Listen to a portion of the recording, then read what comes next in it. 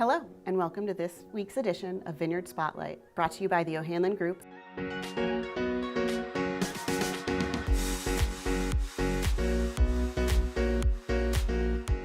I'm Melanie Renkow-Prescott, and today I have the pleasure of speaking with Dakir Warren, the Executive Director of the Martha's Vineyard Boys and Girls Club. Hi, Dakir. Welcome. Thank you. Thank you for having me. I'm excited to be here. I would love to talk about, first off, the history and background of you and the club together.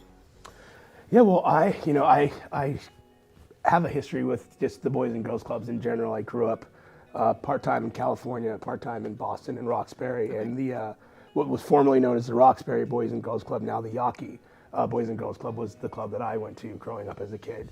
And it had a significant impact on me and my life. I had a single mom, so it was a safe place for me to go. I learned to swim there. I hiked my first mountain on a trip there. I mean, there were a lot of firsts. And I remember, one of the biggest pieces of the club that really, I think, guided me, kind of in my earlier years and kept me on a straight and narrow path, were the mentors that I had. Just, the people that worked at the club and the trusted and caring adults that I could talk to and I could rely on. And so, fast forward years and years and years, I would have never thought that I would have had the opportunity to be the ED of a club, especially on Martha's Vineyard.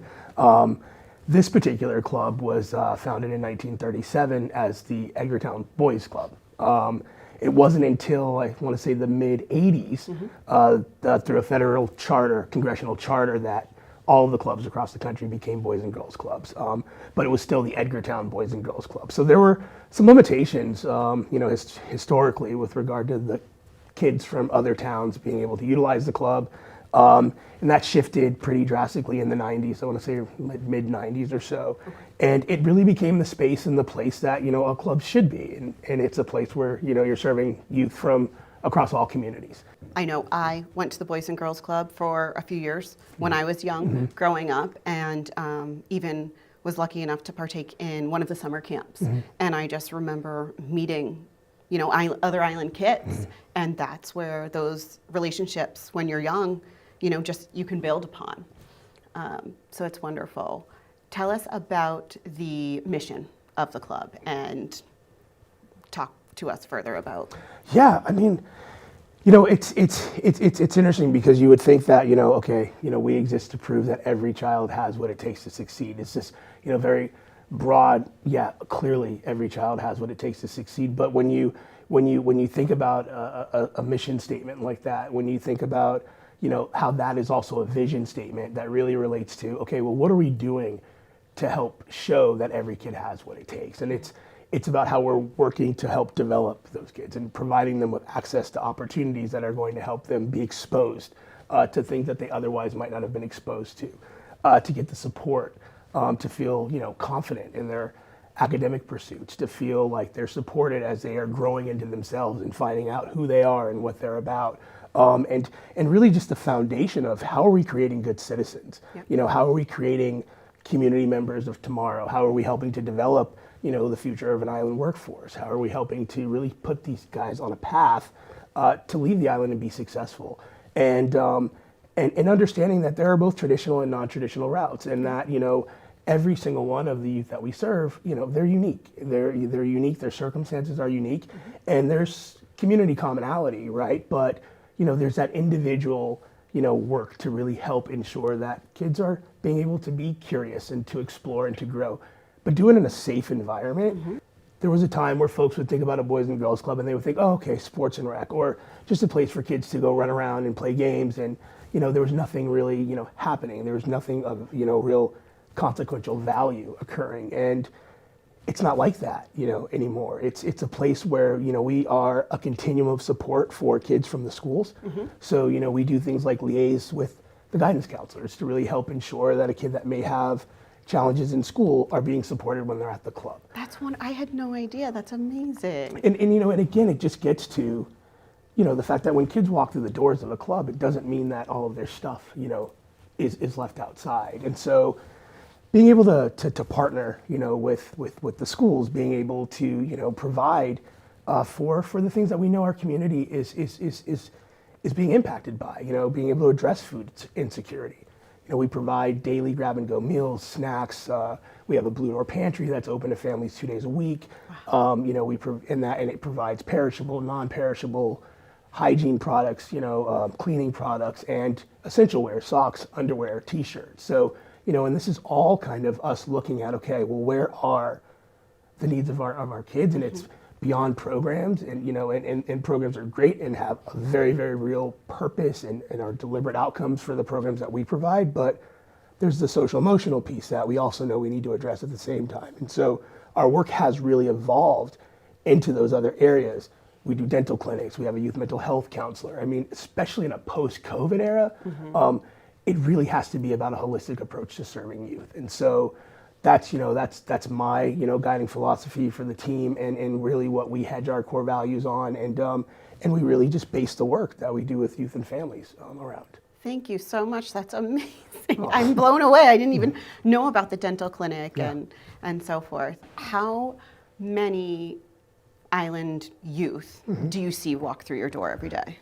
So our average daily attendance just for after school is around 75. Our total active membership now is approaching nearly 20% of island youth in the K-8 schools. So we have about 267 active members just that come through after school. I don't have the numbers for the other members that we have that utilize our supplemental sports programs, but we see about 55, 60 kids on Saturdays during our skills and drills or our basketball league.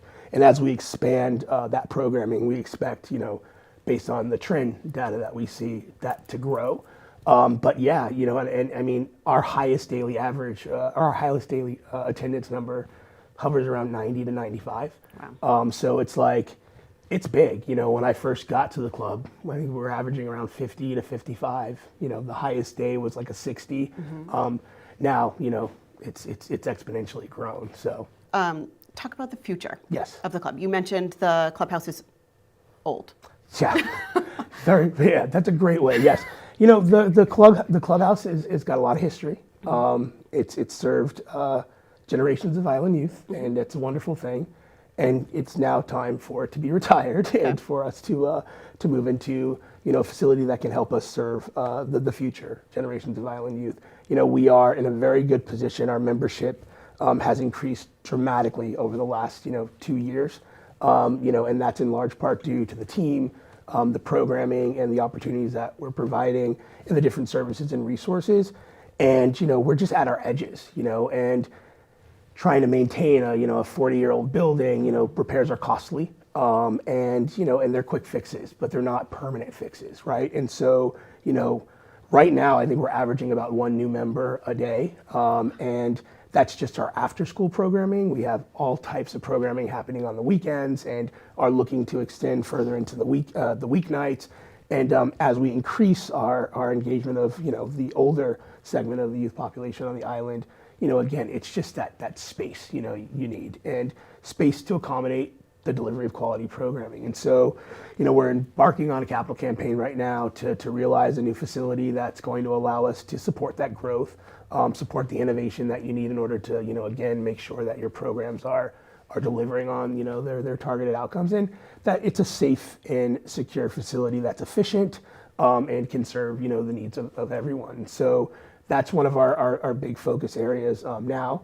It's a very exciting project, and it's but it's again, there's a lot of capital campaign projects happening on the island. There's a lot of need for new facilities, but I think one of the things that I will say that really separates our need from differentiates our need from that of others is that we really are struggling with an old building that is falling down and is not able to support our member growth and our programmatic offerings. And so, we are really operating with a sense of urgency. And, again, it's not, building, a multi-million-dollar facility for the sake of building a multi-million-dollar facility. There is need.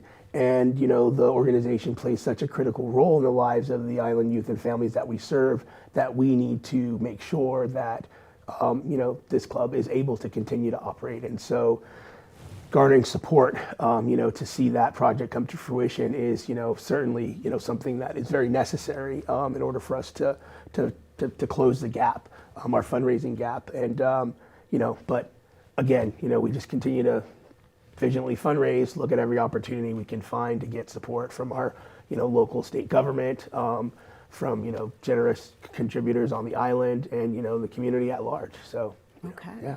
And the website is buildbelongbecome.org. Yes, we created a microsite for the campaign, and you can go there and you can learn about the facility. You can see some of the mock-ups for the plan, and just get a sense of, the why. Because I really think it's important for folks to know, like, again, we're building a place that's going to serve, future generations of island youth. Not just a shiny new, building for the sake of having a shiny new building. Right. So, yeah. It's a dire need. Yes. That Yeah. our island needs right now. Absolutely, absolutely. Do you have an idea of how long the construction process will be? So, the good thing is that I have got an incredible building committee, and my board chair is pretty well versed in the construction world. So I kind of push all those questions over to him. Mm-hmm. But I think that from start to finish, it's estimated an 18 to 24 month timeline. The property that the new building will be developed on is not far from where the current club is. Mm-hmm. It's, if you're familiar with where the Boys and Girls Club is now, we're across the parking lot from the Edgartown School, parallel to the Edgartown playgrounds. And so the new facility is actually going to be located behind, in the area behind the Edgartown playgrounds, like behind the basketball court. It's part of a parcel of land that we purchased from the Norton family, and they were incredibly generous with the sale price. And so I don't have the specific parcel or lot number, but it's in that general area. So still in Edgartown? Still in Edgartown, yes. Awesome. And tell me about, will kids still be, bussed in from their current schools, and you'll be able to double or your participation? That's amazing. Yeah, so that's the other great thing about the club and the community support, that we just get, naturally, kids from any of the K through 8 schools can get on a bus and get dropped off at the club Monday through Friday after school. I'm very excited. We successfully secured a grant that has allowed us to purchase 2 12-passenger vehicles. So it gives us some more agency as a club to support transportation. So even with the schools, bringing our members to the club Monday through Friday, we have some kids that live farther up island, Aquina, as an example, that, if they come after school and their parents don't have the ability to pick them up, it really becomes, a pretty invaluable experience for them, because by the time they're there, they've got to turn around and, essentially after an hour, leave to go home because of, where they live. And so one of the things that we'll be able to do is now provide an alternative transportation option to ensure that kids, living up in Aquina, Chilmark, can come to the club after school, and we can get them home.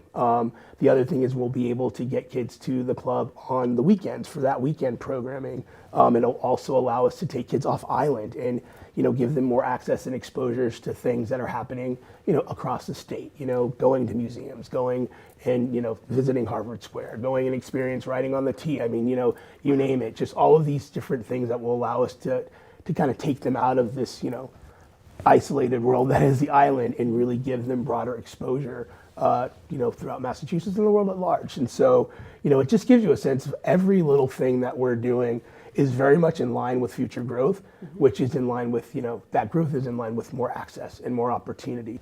And the existing facility, there you were talking about how you have the food program and, grab and go meals and snacks, and did you call it the Blue Pantry? The Blue Door Pantry, yeah. Blue Door Pantry. Yeah. That's absolutely amazing service, to be able to provide to these families and these children. I mean, one of the things that we know, again, and this gets back to the ability of clubs to really hyper-localize their programs and service offerings based on community need. There's always been challenges with housing insecurity, and that challenge has just been exacerbated, in a post-COVID world. We all know the struggle, and I know we talk about affordable housing, but it's beyond affordable housing, right? It's also about accessible housing, right? Because there are many folks that I know I have in my employ that, don't qualify for affordable housing, but can't afford to purchase housing, and so they need an accessible option, or we continue to, be subject to the brain drain of people having to leave island and decreasing our workforce. And so, we know that that's a thing that families struggle with, the seasonality of employment, and even those families that were formerly, financially secure pre-COVID, have experienced, changes in that sense of stability, post-COVID. And so housing insecurity, food insecurity are areas that, our kids, and families struggle with. And so we're not, able to address housing insecurity as an organization, but we certainly are in a position to address food insecurity, which, takes some of the burden off of our families. And so when I came on, one of the things that I wanted to make sure we were doing is really providing kids with 2 solid, healthy snacks every day when they come to the club. And understanding that also, some kids would go home and wonder, what are they gonna eat, And so we started a daily prepared meal program. And it initially launched as, a daily prepared meal that every member could just take home. And then we saw that, okay, well, some of our kids are like trying to take 2 or 3, and it's like, that's fine. But we knew it was because they needed to support their families. And so we said, all right, well, we need to increase the volume, and we need to make this available to families. And by families, I mean the household, right? And so, we expanded, and I want to say in the first year that we ran this program, I think it was approximately around 42,000 meals and snacks were prepared and distributed to our members and families. We then parlayed from there into weekend or to school vacation packaged meals, because a lot, of families rely on the breakfast and lunch that, their children receive when school's in session. And when it's not in session, it's a struggle. And so we started doing school vacation packaged meals, and then have now gone into weekend packaged meals. So daily for the whole family, weekend, school vacation. Not only do we have that, but the Blue Door Pantry, that we have, that's open Monday and Wednesday from 4 to 6. Again, that provides families with perishable, non-perishables, hygiene products. You don't have to make the choice between milk and toothpaste, Right. Socks, underwear, all of those things that are, costly, and, and families often have to choose. You guys are definitely doing wonderful work, and we're fortunate to have the Boys and Girls Club here on the island. So with the new club, how many youth do you think that you can have come in? And Yeah, I envision, because I would say we would probably be serving anywhere from 180 to 200, a day, depending on, what's happening. Not thinking that every youth doesn't come to after school, but with the facility, the way that, we'll be able to support other programming, we'll have, space that's dedicated for other, programmatic activities outside of after school that will be happening, as well as programming that will be occurring in the evenings, and then, extending our operations through, the weekend. I just added Saturdays when we launched our skills and drills in our basketball league. We're looking at, we're now going to be doing some Friday programming, some open club programming, more in line with kind of how traditional clubs operate. So, we'll have a moment where like just 6th through 8th graders can come to the club in the evening, movie, open gym, pizza, that kind of deal. So as we are able to evolve and integrate more opportunities like that, the numbers will increase. But it's going to, I think, reasonably, a conservative estimate would be around 180, kids. Yeah. All right. Well, talk to us more about this capital Absolutely. campaign. Yeah. And where are you in the process? Well, so we've got an incredible design of our dreams that's been completed. It's a 25,000 square foot facility. We're hoping to break ground, fingers crossed, in the spring of 2024. The latest, earlier, is even better. We've got an incredible capital campaign, and I've got a wonderful board chair that has done a lot to really push this effort forward. And so we've raised about, I want to say 10 million of our goal, which was originally around 13 million, and then COVID hits, inflated prices of construction, economic headwinds, and just what I call the island factor. So now, what was, a $12, $13 million project is now like a $16.5 million project. And so we're working to, to raise that shortfall. And are very optimistic, that we can do it. That's where we are now, and we're going to kick into high gear in the summer, and just continue working to make it happen. We don't have a choice. Okay. So. Are there plans for specific fundraising events or, I don't know, can people donate or things like that? So there's a lot of information on our capital campaign. We have a microsite. It's www.buildbelongbecome.org. And we do have some events that are planned for the summer. We're going to have a huge fundraiser on July 28th. Okay. We were able to, the Vineyard House donated their space to Guy Friedman's estate. And so it was an opportunity that came through the nonprofit collaborative that was put out to nonprofits that were interested. And we were able to secure the date and secure the venue. So we've got a team that's working, really hard to help plan that event. And so that'll be our really big fundraiser for the summer. And we're also just, doing a kind of a steady drumbeat of small, events where folks can just come in, learn about the club, learn about the projects, see what we're doing on the ground, and get familiar, and and kind of make a decision as to what they see as an opportunity for them to support. So.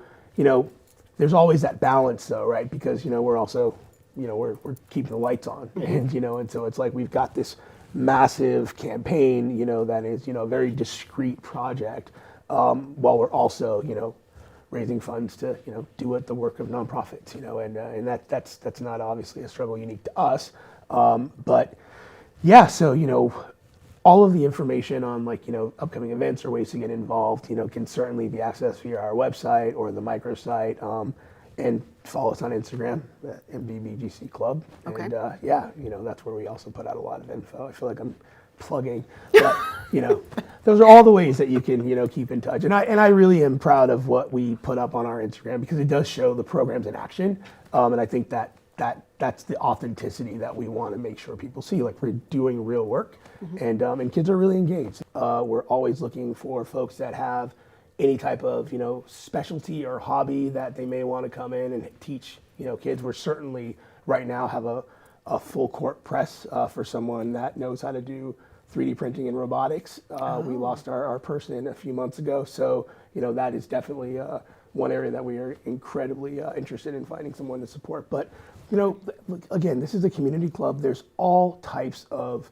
ways that folks can get involved, and and it is beyond just writing a check. I mean, obviously, we appreciate dollars. They help us keep the lights on, but time, an investment, and people, just putting some skin in the game and understanding that the work of the Boys and Girls Club is such that it benefits the whole community.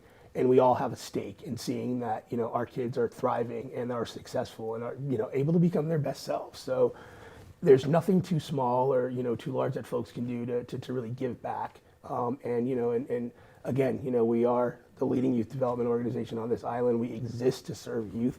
We don't just see youth, but we serve them. And so, I think understanding that is understanding the importance for the community to really be involved in the work that we do in one way or another. So. Dakir, thank you. I appreciate your time today. My pleasure. Thank you for having me. That concludes this week's edition of Vineyard Spotlight.